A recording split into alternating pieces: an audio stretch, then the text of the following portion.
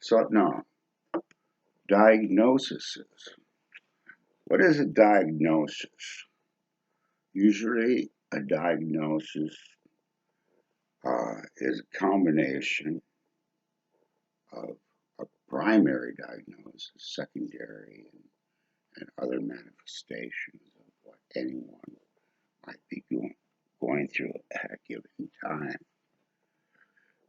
It's a snapshot of your brain as it currently is, and it's extremely exact, even though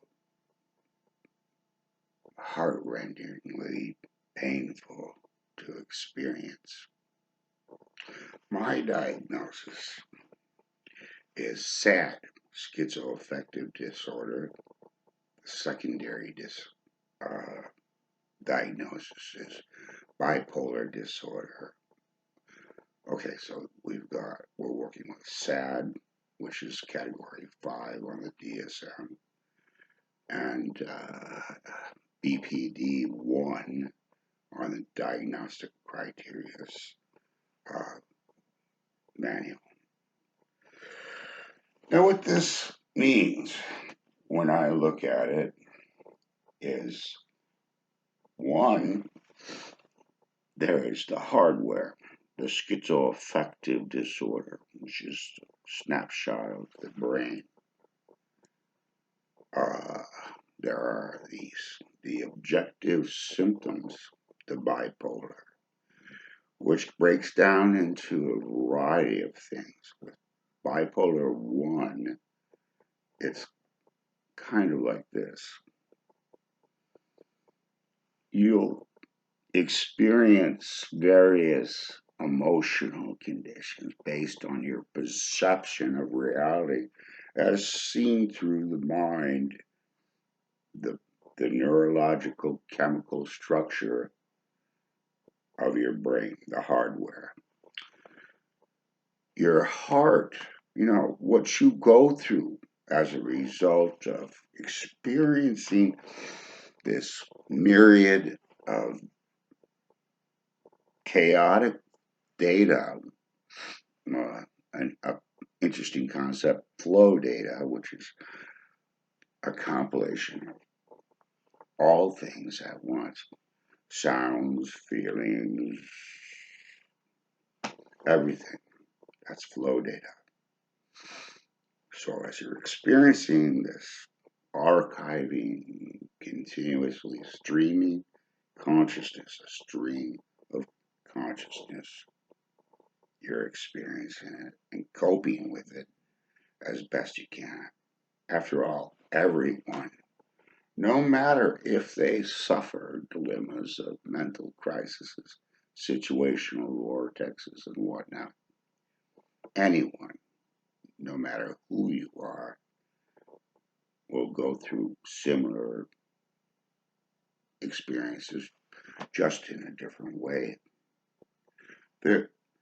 When you expand your vision of what is normalcy, okay, if you looked at me and I was walking down the streets of Santa Cruz, toting a wheelbarrow or whatnot, with all my earthly possessions and my little kitty on top of all that,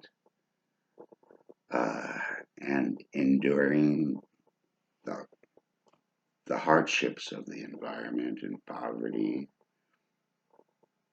we face stigmatization. So we fear seeking help and guidance and logic and a logical progression on how to deal with mental health issues. Society doesn't really know how to handle it. We have the National Alliance for the Mentally Ill, basically a support group for the loved ones and families and friends and relatives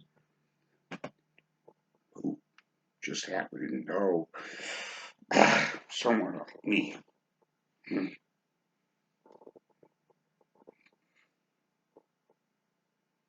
So what I'm saying, if you can get past the barrier of stigmatization, it's only natural.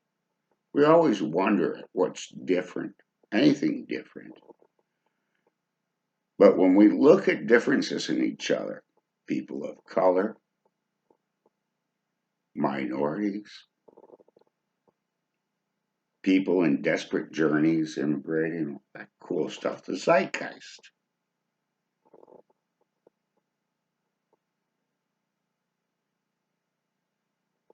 This isn't meant to go into any tangent. It's just to help see what is present. Okay, so I have this diagnosis. I don't go around broadcasting it. And that's just because of stigma. Now, I have a degree. Yeah. Uh, I started out getting a high school equivalency diploma in the military up in Alaska. And it was always kind of on my bucket list to earn a college degree. So I was kind of a perpetual student throughout my life, here and there. And I just got an associate's in psychology, and I'm 10 credits away from a bachelor's of science in psychology. In 2014, I took an emergency medical technician course, not for the license, but just to brush up. I thought I'd work with seniors uh, because a lot of us seniors just are forgotten, and no one wants to be forgotten.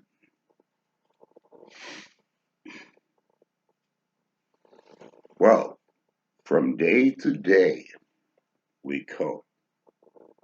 Mm. But it's always a matter of not living just for today and relatively setting aside all the drama and nonsense and the burden of our past memories and experiences and traumas. I'm not saying you can set them aside or let them go completely. You won't. What matters for us when we need to cope with such things, we need to set that aside, focus on the present and the day after, if not 5 years, if not 10 years into the future,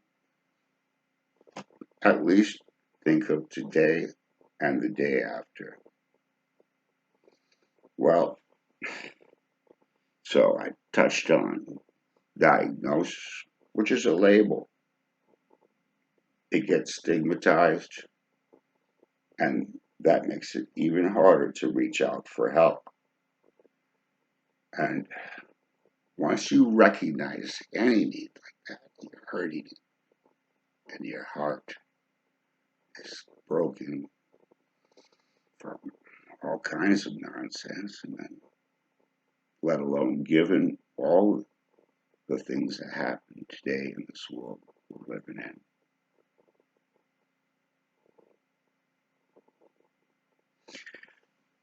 We just need to continue. Unfortunately, at this point in medical science, there aren't any cures. So, what does a person like me do knowing that there's no cure for this?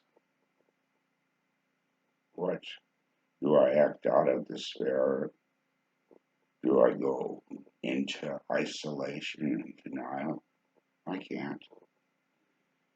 What offers me hope is the little things I see in others around me, the random acts of kindness, the smile from the cashier at the grocery store, the momentary encounter with a stranger walking down the street, exchanging pleasantries, whatnot.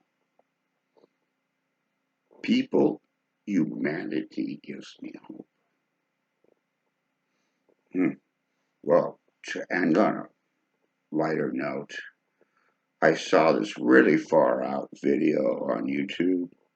It's called Coco the Gorilla, and her message to humanity is 1 minute and 29 seconds or so ever. But Coco is a gorilla that was taught sign language and could actually communicate with our species, which is not all that special. We're just one of a myriad, infinite part of this universal experiment.